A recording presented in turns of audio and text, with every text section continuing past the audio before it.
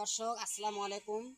আলহামদুলিল্লাহ, আশা করি আপনারা ভালো আছেন। আলহামদুলিল্লাহ আমিও ভালো আছি। তো প্রিয় দর্শক, আমি এই মুহূর্তে আছি ফুলবাড়ি উপজেলার 1 নম্বর এলোয়ার ইউনিয়নের 3 নম্বর ওয়ার্ডের আমার নিজস্ব জগন্নাথপুর গ্রামে। তো প্রিয় দর্শক, আপনারা সকলে অবগত আছেন যে আজকে 28শে জুন আজকে পোলিও খাওয়ানো হচ্ছে শিশুদের, ভিটামিন এ ক্যাপসুল খাওয়ানো হচ্ছে।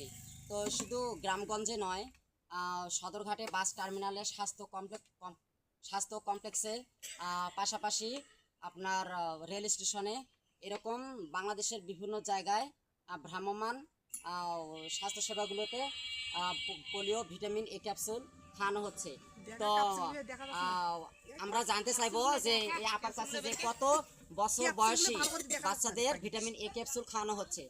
আপনি একটু বলবেন যে আসলে ভিটামিন এ ক্যাপসুল কত বছর বাচ্চার পর্যন্ত খাওয়ানো হচ্ছে?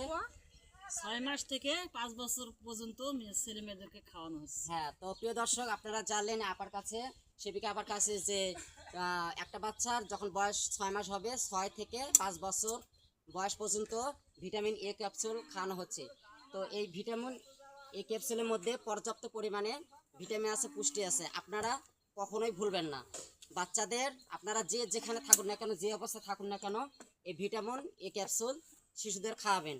আর একটা কথা জেনে রাখবেন যে বর্তমানে আমাদের বাংলাদেশে, শুধু বাংলাদেশে নয়, বিশ্বের প্রায় অনেক দেশগুলোতেই উষ্ণ গরম চলতেছে। তো এই গরমে যাদের পরিবারে ছোট শিশুরা আছে, বাচ্চারা আছে, পাশাপাশি বৃদ্ধরা, মা বাবা আছে, তাদের প্রতি যত্ন নেবেন।